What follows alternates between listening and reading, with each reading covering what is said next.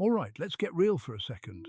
How many of you hear the word Epicurean and immediately think of lavish feasts, fine wine, and living large? Yeah, same here. But here's the twist. Epicureanism isn't about indulging in luxury all the time. Shocking, right? If Epicurus were alive today, he'd probably say, "Hold up, that's not what I meant at all." So in today's video, we're busting some major myths about Epicureanism, and trust me, it's going to change the way you think about pleasure. Common misunderstandings. When people hear Epicurean, they often think of foodies, luxury and indulgence. But if Epicurus were here today, he'd probably say, "You've got it all wrong." To him, chasing after endless pleasure only leads to pain. Why? Because excessive pleasure often turns into suffering. Take this example. You love wine. A glass here and there brings joy, right? But if you keep pouring, suddenly that pleasure turns into a nasty hangover the next morning. Epicurus believed that the key to happiness is finding the right balance.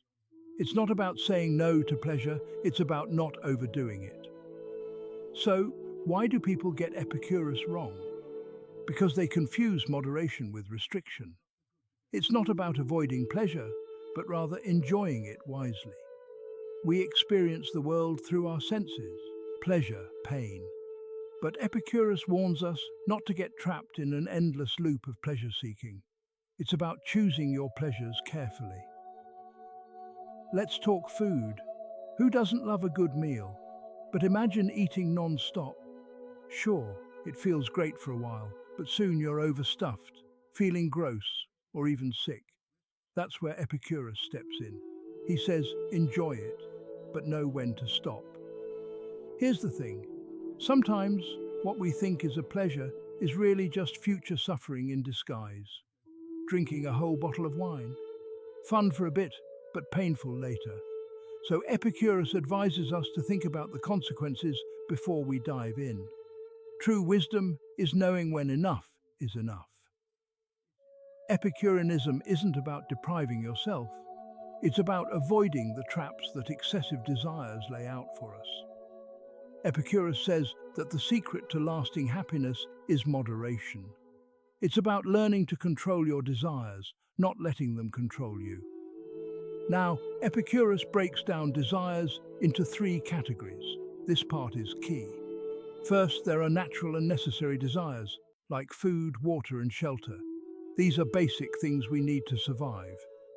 Easy enough, right? Second, there are natural but unnecessary desires. Think about having a fancy steak dinner with wine. It's natural to want this, but it's not essential for survival. You could have a simpler meal and still be perfectly healthy. Epicurus says it's okay to enjoy these things, but in moderation.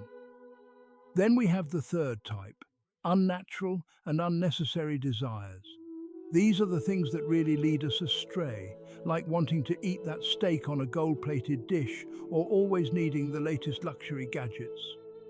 These desires are not only unnecessary, they're harmful because they create a never-ending cycle of wanting more.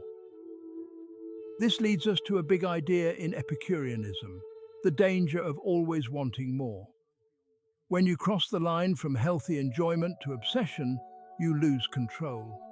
Think of people who are already rich but keep chasing more money. Epicurus would say, these people aren't truly free. They're slaves to their desires. So, what's the takeaway here? Epicurus teaches us that mastering our desires is the path to true happiness. In today's world, where we're constantly bombarded with messages to buy this, want that, Epicureanism feels more relevant than ever. It reminds us that real satisfaction comes from within, not from endless consumption. To wrap it all up, Epicureanism isn't about living an excessive lifestyle. It's about finding balance and harmony in your desires. Happiness comes not from chasing every pleasure, but from mastering your cravings and knowing when to stop. If you're interested in diving deeper, I highly recommend reading Epicurus's letter to Minoicus. where he explains his thoughts on pleasure, pain, and even death. It's a fascinating read that might just change the way you think about happiness. Thanks for watching. If you enjoyed this video, hit the like button, subscribe, and let me know in the comments what philosophical ideas you'd like to explore next. See you in the next one.